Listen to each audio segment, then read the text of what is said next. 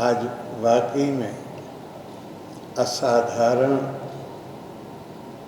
संगम है विद्वत जनों का, वो भी वो लोग जो मैथमेटिक्स के क्षेत्र में अध्यापन का, शोध का कार्य करते हैं। मैं आप सबका बहुत गर्मजोशी के साथ यहाँ पे स्वागत करता हूँ और बहुत धन्यवाद आपके आने। प्रोफेसर मनोरंजन कुमार जी जब मुझे मिले और उन्होंने अपनी किताबें दिखाई, मुझे खुशी नहीं, गर्व की अनुभूति हुई। इसलिए कि मैं ये मानता हूँ कि शिक्षण संस्थान, वो भी विश्वविद्यालय, उनका मुख्य कार्य यही है कि वो ज्ञान वर्धन का तरीका यही है। अभी हमारे स्प्रिंगर के पब्लिशर, क्या नाम, शमीम साहब ने कुरान की एक आयत बताई, उसी में अगली एक आयत, अकेले पढ़ने से काम नहीं होता। अल्लज़ी अल्लमा बिल कलम, उसने इल्म सिखाया कलम के ज़रिए। और मैं आपसे कहता हूँ अपनी ज़िंदगी भर के तजर्बे के आधार पर कि लोकतंत्र में सरकारें चुनी जाती हैं लोगों के वोटों से, लेकिन सरकार वो चलाते हैं जिन्हें लिखना आता। बस इतना ही कहूँगा, आगे नहीं कहूँगा, वरना रॉबर्ट साहब बुरा मान जाएंगे।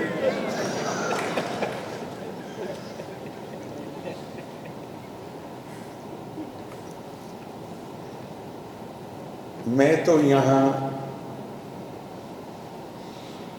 मैंने आपको आमंत्रित किया,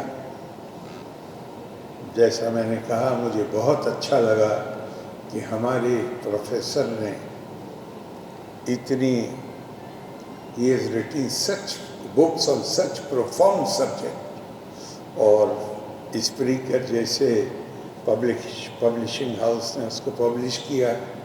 मोतीलाल बनारसी दास के लिए मुझे कुछ कहना नहीं है, इसलिए कि मैं कब से, पिछले 40 साल से इनके यहाँ किताबें लेने के लिए जाता रहा। 80 में जब पार्लियामेंट में आया तब ही सब 40 से भी ज़्यादा हो गए, और तब ये पुरानी दिल्ली में यूनिवर्सिटी के पास, और इनकी मेहरबानी है, इनके बुज़ुर्गों की, के घर पे भी गया हूँ।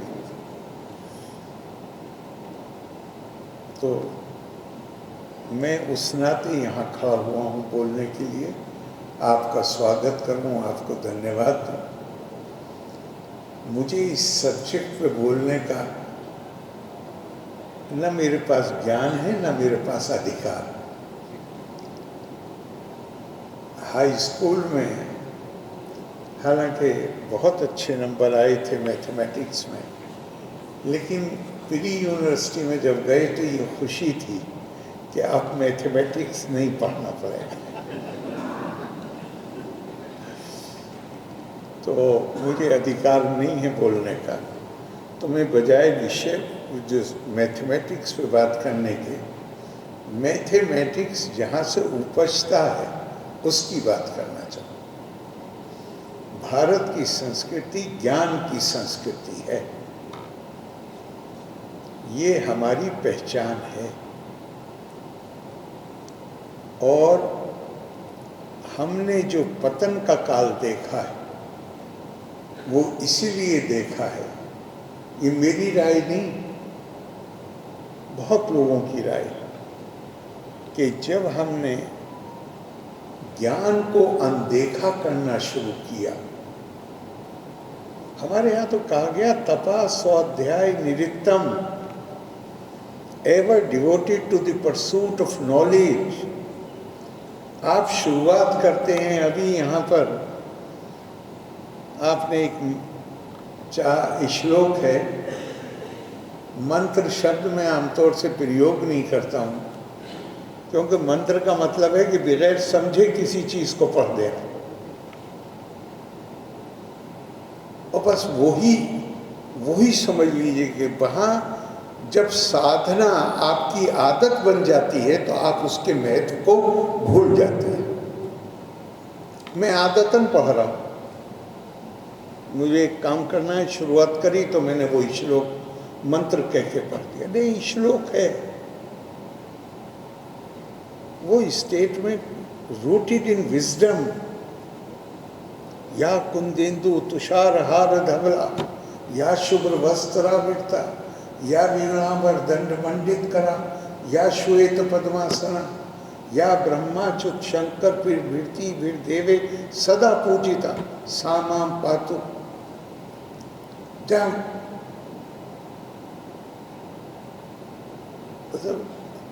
निशेष जाड्या पहा, दुआ क्या मांगी जा रही है, क्या प्रार्थना कर रहे हैं? हम कह रहे हैं मन की पावनता, शरीर की स्वच्छता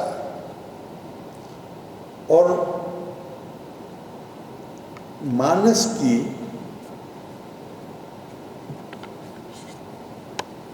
पवित्रता और सारी मानसिक बीमारियों से मुक्ति, और उसके साथ वाक सुबोधिता। अब ये हमेशा ध्यान रखिए कि जिसे हम प्रार्थना कहते हैं, दुआ कहते हैं, इसका मतलब ये नहीं होता है कि कहीं से कोई ऊपर से कोई दूत उतरेगा जो हमें ये दे देगा। इसका मतलब कोई भी आप ऐसा कोई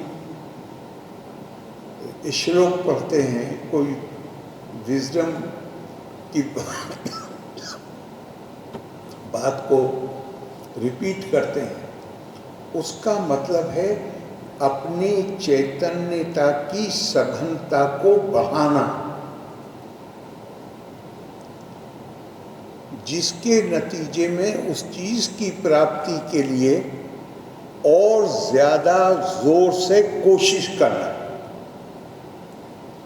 और जब हम निष्ठा के साथ, एकाग्रता के साथ अपने उद्देश्य की प्राप्ति में लगते हैं, तो इस संसार का नियम ऐसा है। अगर आपको याद हो तो कुछ साल पहले एक नॉवेल आया था, क्या था, मॉन्क की Ferrari, the monk who sold his Ferrari. उसका जो बर्डन ऑफ सॉन्ग जो था, जो असल था, वो ये था कि man you are really at it, then the whole universe conspires to ensure that you succeed. तो ये अपने चैतन्य को बढ़ाने के लिए सिर्फ मुंह से रिपीट कर देने से, हमारे यहाँ बल्कि भारत में कहा गया है कि विचार, ये विचार है, विचार, आचार, and then comes प्रचार। You have a right to say only those things about which you have full knowledge, and you, in your behavior, in your action, you are inspired and guided by that knowledge। तभी मुझे अधिकार होता है कि मैं उसके बारे में, और इसीलिए हमारे यहाँ कहा गया कि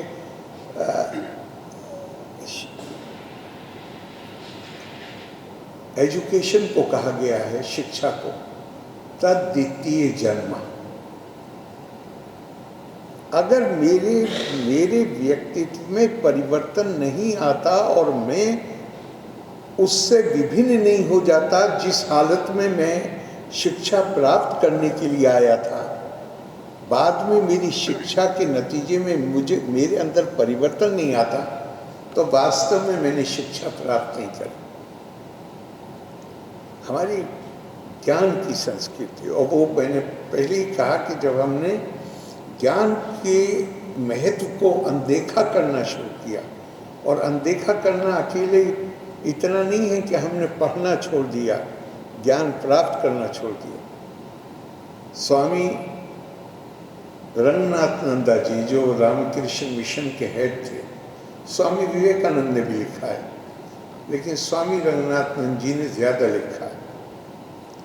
उन्होंने कहा हमारे पतन का मुख्य कारण ही ये हुआ कि हम जो सरस्वती के उपासक थे, हमने ज्ञान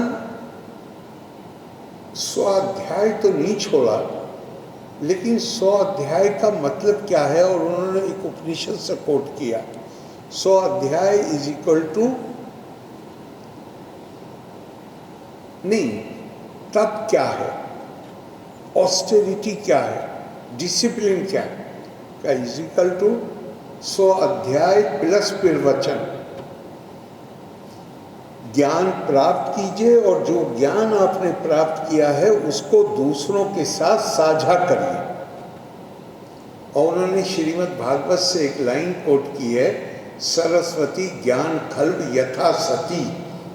उन्होंने कहा हमने ज्ञान अर्जन तो नहीं छोड़ा, लेकिन हमने ज्ञान दूसरों के साथ साझा करना बंद कर दिया, बल्कि बहुत से अपने ही लोगों के लिए ज्ञान के दरवाजे बंद कर दिए। उसके कारण हमारे समाज का पतन। हमने ज्ञान अर्जन नहीं छोड़ा,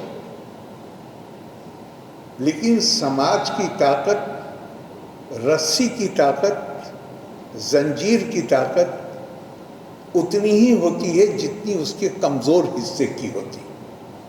आपकी जंजीर चाहे रस्सी चाहे जितनी मजबूत हो, लेकिन अगर एक हिस्से में कमज़ोर हो तो आप पानी निकालने के लिए या उसके इस्तेमाल करने के लिए उतनी ही उस पर जोर डालेंगे जितना कमज़ोर हिस्सा। यानी समाज की ताकत जो है वो जो मजबूत हिस्से हैं उससे नहीं नापी जाएगी, समाज की ताकत कमज़ोर हिस्सों से नापी जाएगी। तो फिर हमारी ये जिम्मेदारी है कि कमज़ोर हिस्से ना रहें। पिछले भारत के आज़ाद होने के बाद का इतिहास देखिए, ख़ास तौर से पिछले 50-60 साल का। मिशियो काकू नाम के साइंटिस्ट जो जैपनीज़ ओरिजिन के, मैं एक बार उनकी स्पीच सुन रहा था। वो कहते हैं कि जिस दिन भारत के और चाइना के वैज्ञानिक अमेरिका से निकल जाएं, उस दिन उनका जो पूरा साइंटिफिक एस्टेब्लिशमेंट है वो हाउस ऑफ कार्ड्स की तरह कोलैप्स हो जाएगा। तो हमारे ये साइंटिस्ट अमेरिका में जाकर काम क्यों कर रहे हैं? क्यों कर रहे थे? इसलिए कि हमने ज्ञान अर्जन का काम बंद नहीं हुआ था, लेकिन समाज हमारा कमज़ोर हो गया था। हम उन्हें वो सुविधाएं नहीं दे सकते थे जो उनके ज्ञान के हिसाब से उन्हें काम करने के लिए चाहिए था। आज परिस्थिति बदल रही है।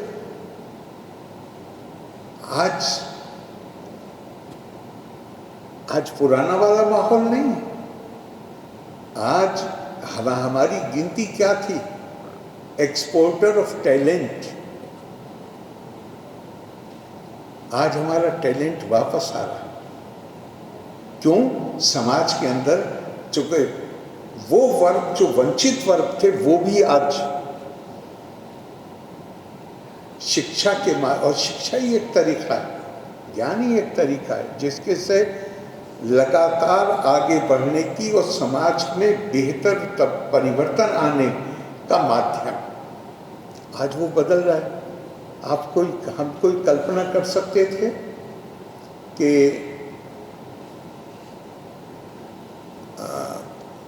आज पूरी दुनिया में, मुझे यहाँ तो मैं कम देख रहा हूँ, लेकिन आप ज़रा इंटरनेट पे यूट्यूब पे जाइए, परसों से लेके आज तक 2 स्पीचेस तो मैं फॉर्मर प्रेसिडेंट ओबामा की सुन चुका हूँ, डेविड एटनबरो की सुनी, अमानपुर CNN की जो बहुत ही मशहूर करेस्पॉन्डेंट है उनका 22 मिनट का सुना मैंने। हर आदमी आश्चर्यचकित है कि भारत अकेला देश है जो अमेरिका जैसे शक्तिशाली देश के धमकियों के आगे दबा नहीं, बल्कि कोई हमने ये भी नहीं किया कि हमने कोई ऑफेंसिव तरीका इस्तेमाल किया, लेकिन हम मजबूती से अपनी जगह खड़े रहे और हमने कहा कि ये जो धमकियां हैं, वो भी धमकी भी नहीं कहा, हमने कहा नहीं, जो कुछ आप कह रहे हो हमें स्वीकारिए नहीं। ये ताकत कहाँ से आई भारत के पास? इसकी कल्पना क्या हम पहले कर सकते थे? इसकी ताकत इसलिए आई जो ओबामा ने इसको बहुत ही खूबसूरत तरीके से परसों की स्पीच में भी बोला है और कल भी बोला। कल क्या, इस रात में बोला है, चूँकि अभी मैंने सुबह सुना तो 4 घंटे पहले की स्पीच थी। उससे का लोग नहीं जानते कि भारत ने किस तरह, उनका ये इनकी जबरदस्त विरासत है। हमारे ऊपर तो 1000 साल का गुलामी के, मतलब एक लंबा गुलामी का बोझ था, और गुलाम कोई दूसरा नहीं बनाता है। जब तक आप गुलाम अपने आप को इस लायक न बना लें कि कोई दूसरा आकर आप तक कब्जा कर ले, तब तक किसी की हैसियत नहीं कि कोई किसी को गुलाम बना ले। तो हमारा पतन का काल था, उसके चलते हमने बहुत से हमारी हर तरह की अपमान भी बर्दाश्त करने पड़े, सब कुछ करना पड़ा। लेकिन ओबामा ने कहा कि पिछले 50-60 साल में भारत ने जिस तरह एक योग्य और सक्षम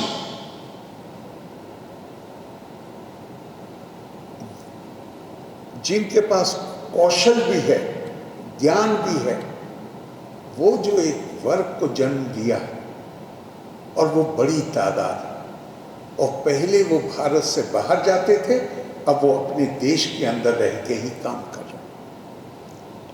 हमारी जो इकोनॉमिक स्ट्रेंथ बनी है पिछले कुछ दशकों में, उसने हमें ये ताकत दी है कि हम ये कह सकें कि हम किसी सुपर पावर के इंटरेस्ट को सर्व करने के लिए उसके साथ अलाइन नहीं करेंगे। हमारे लिए प्राथमिकता अपने राष्ट्रीय हित हैं, और हमारे राष्ट्रीय हित मूलित हैं उस कल्पना में जहां हमारे लिए विश्व कल्याण पहले आता है, लेकिन किसी एक के हित साधने के लिए हम अपने आप को गिरवी रख देंगे। मगर मैं उसको नहीं एक्सप्लेन करना चाहता। मैं जो बात कहना चाहता हूँ वो ये कि इस वक्त अमेरिका हो चाहे यूरोप हो, जो हमारे प्रधानमंत्री जी ने जो स्टैंड लिया है माननीय नरेंद्र मोदी जी, क्या उसके लिए लोग, आपको मौका मिले तो मैं आपसे भी कहता हूँ कि प्रेसिडेंट ओबामा की स्पीच ज़रूर सुनिएगा। बहुत सी बातें जो हमने क्या क्या किया है आज़ादी के बाद, जिसका हमें भी बोध नहीं है, वो भी आपको बहुत सारी बातें वहाँ सुनने को मिल जाएंगी। तो अपनी इस ज्ञान की परंपरा को, अमेरिका की ताकत क्या थी? विश्व काको के मुताबिक H1B कहलाता है, क्या कहलाता है? H1B वीज़ा, जहां वो दुनिया के टैलेंट को अपने यहाँ इकट्ठा कर लेते थे। लेकिन इस आपसे संबंधित बात है, कई प्रोग्राम में वहाँ बोलते हुए लोगों ने कहा, अमेरिकन बच्चों को कहा कि मैथमेटिक्स पढ़ो, नहीं तो हिंदुस्तानी बच्चे आ रहे हैं अमेरिका में। तो मैथमेटिक्स आपकी किताब में एक यहाँ पे वो भी लिखा हुआ है, एक श्लोक भी है, यथा शिखा मयूरा नाम नागा नाम मनायो यथा, मतलब जैसे पक्षियों में मोर है, जैसे नागों में मणि है, इसी तरह सारी विद्याओं में गणित की विद्या। लेकिन भारत की जो कल्पना है, ये भी हमारे बहुत से लोगों के दिमाग में गलतफहमी है। भारत की जो ज्ञान की कल्पना है वो है ज्ञानम विज्ञानम सहितम। ज्ञान और विज्ञान दोनों। हमारे यहाँ धर्म की भी जो कल्पना है, जो हमने रिलीजन के नाम से ट्रांसलेट कर लिया, ये बिल्कुल गलत है। अभ्युदया निःश्रेयस, जिससे ये जिंदगी बेहतर बने और मरने के बाद मुक्ति मिले, वो धर्म। धर्म ये पूजा पाठ को नहीं कहा गया, धर्म है code of civilisation, code of conduct. धर्म है ये रियलाइजेशन कि मुझे ये हक नहीं है कि मैं केवल अपने लिए जिंदा रहूं। मैं इतने जीव जंतु हैं, मैं इंसान पैदा हुआ हूं, मुझे कल्पना की सोचने की शक्ति दी है प्रकृति ने। मुझे ये अधिकार ही नहीं है कि मैं केवल अपने लिए जिंदा रहूं। मेरे ऊपर औरों का भी अधिकार है। उस अधिकार को शतपथ ब्राह्मण में बड़ी खूबसूरत परिभाषा दी गई है। धार्मिक समाज वो है जिसमें मत से न्याय ना हो। Absence of law of jungle is makes a society धार्मिक। इसका मतलब क्या हुआ, जहां वहीं आ जाती है बात कि मुझे ये अधिकार नहीं कि मैं केवल अपने लिए जिंदा रहूं। समाज में कमज़ोर भी हैं, गरीब भी हैं, मार्जिनलाइज भी हैं। धार्मिक समाज का मतलब है कि जिनके पास कुछ है वो ये सुनिश्चित करेंगे कि जिनके पास कुछ नहीं है वो भी इज्जत के साथ जिंदगी गुजार सके, सुरक्षा के साथ जिंदगी गुजार। और ये हमारे यहाँ तो है सर्वशास्त्र प्रयोजनम आत्मज्ञानम। आप चाहे जो any branch of science knowledge आप उसका अध्ययन करिए, आखिर में सर्वशास्त्र प्रयोजनम आत्मज्ञानम। वो उसकी जो सार्थकता ये है कि वो आपको आत्मज्ञान की तरफ ले जाए। और आत्मज्ञान और कुछ नहीं है, आत्मज्ञान यही है जहाँ मैं अपने सामने बैठने वाले व्यक्ति को दूसरा न मानकर उसको अपने विस्तार के रूप में देख सकूं। ये मेरा ही विस्तार है, एक आत्मता। We are all connected through spirit. आत्मा के जरिए हम यद ज्ञात्वा न पुनः मोहम एवं यास्यसि पांडवा येना भूतानि अशेषेना दिरक्ष्यसि आत्मनि अथोमयी। ये वो ज्ञान है, आत्मज्ञान, जिसको प्राप्त करने के बाद कभी तुम मोह में नहीं पड़ोगे। और वो ज्ञान क्या है, ये ना भूतानी अशेषेना, हर एवरी बीइंग, किसी कम्युनिटी का आदमी नहीं, हर कोई उसको तुम देखने लगोगे, पहले अपना विस्तार और फिर देखने लगोगे ये सब एक ही मालिक के बंदे हैं। आत्मनि अथोमयी, आत्मनि तुम्हारी अपनी आत्मा का विस्तार, अथोमयी, और ये मेरी मखलूक है, मेरे पैदा किए हुए हैं। लिहाजा तुम भेदभाव की भावना से पूरी तौर से अपने आप को ऊपर उठा लोगे। सर्वशास्त्र प्रयोजनम आत्मज्ञानम। तो मुझे पूरी उम्मीद है कि ये मैथमेटिक्स, उम्मीद नहीं है, मुझे विश्वास है कि किसी भी विषय का अगर गहनता से, निष्ठा से अध्ययन किया जाएगा तो वो हमको वहीं लेके जाता है जिसको हमारी परंपरा में आत्मज्ञान कहा गया है। आपने इतनी मुझे सुना, उसके लिए बहुत बहुत धन्यवाद। लोका समस्ता सुखिनो भवन्तु। जय हिंद।